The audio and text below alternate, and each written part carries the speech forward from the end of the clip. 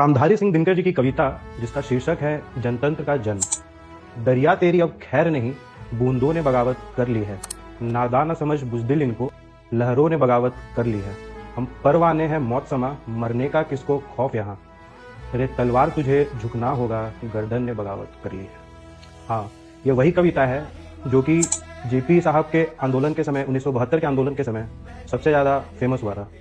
आज मैं इन शब्दों के द्वारा अपना आज का सेशन चालू कर रहा हूँ, भरे मन से चालू कर रहा हूँ, क्योंकि जो कल हुआ वो नहीं होना चाहिए था। Anyways, welcome back to National CLAT academy.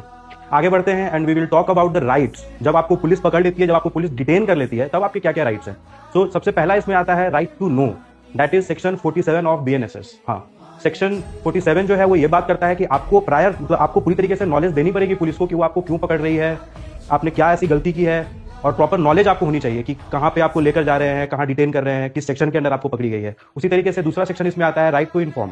तो राइट टू इन्फॉर्म में आता है कि आपके पास राइट है, जब आपको पुलिस एक बार पकड़ लेती है तो आपके पास राइट है कि आप अपने पेरेंट्स को, आप अपने वकील को कांटेक्ट करें, बात करें, उनको परमिशन देनी होगी कि आप इन्फॉर्म करें कि भाई हाँ मेरे को यहाँ पकड़ लिया गया है, सो दैट आप अपने लीगल राइट्स का उपयोग कर सकें। उसी तरीके से तीसरा होता है कि आपको पुलिस ने अगर डिटेन किया है तो वो कितने देर तक कर सकती है। तो दैट इज मैक्सिमम 24 आवर्स। आपको जब पुलिस ने डिटेन किया उससे 24 घंटे के अंदर उनको नियरेस्ट मजिस्ट्रेट के पास प्रोड्यूस करना पड़ेगा उनको, और वहां से परमिशन लेके फिर वो एक्सटेंड कर सकते हैं पुलिस कस्टडी या फिर जुडिशियल कस्टडी, जैसा मजिस्ट्रेट अलाउ करते हैं। उसी तरीके से फिर हम लोग आगे बढ़ते हैं तो इसमें एक और आता है right to medical aid, which actually comes under right to life, that is article 21। Okay, so इसमें मैंने राइट टू मेडिकल एड इसलिए बोला क्योंकि जब आपने प्रोटेस्ट किया, आपको मारपीट हुई और ये सारा चीज हुआ, तो ये सारी चीजों में एक चीज निकल के आया कि पुलिस ने ये डंडे मार दिए, पुलिस ने सर फोड़ दिया, तो ये स्टेट की रिस्पॉन्सिबिलिटी है कि वो आपको मेडिकल प्रोवाइड कराए, वो आपको नियरेस्ट जो हॉस्पिटल है वहां पर लेकर जाए, वहां पे आपको प्रोवाइड करे सबसे पहले। तो this is your right, it's not like you are asking कि भाई मेरे को हेल्प कर दो, मेरी मदद कर दो, ये सरकार की ड्यूटी है। उसी तरीके से एक चीज इसमें और है, दैट इज अरेस्टिंग, जो अरेस्ट कर रहा है ऑफिसर उसका name place must be identifiable.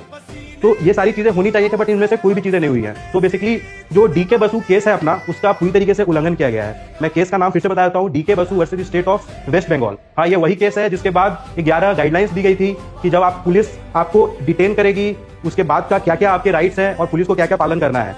जिसमें क्योंकि वो जो एक केस था उसमें ये चीज डिसाइड हुई थी, वो एक लैंडमार्क जजमेंट था जिसमें ये चीज बोला गया था कि आप कैसे कस्टोडियल वायलेंस को प्रिवेंट करोगे, आप कैसे उस बंदे का ह्यूमन राइट जो है वो प्रिवेंट करोगे। आज के लिए इतना ही, बहुत बहुत धन्यवाद।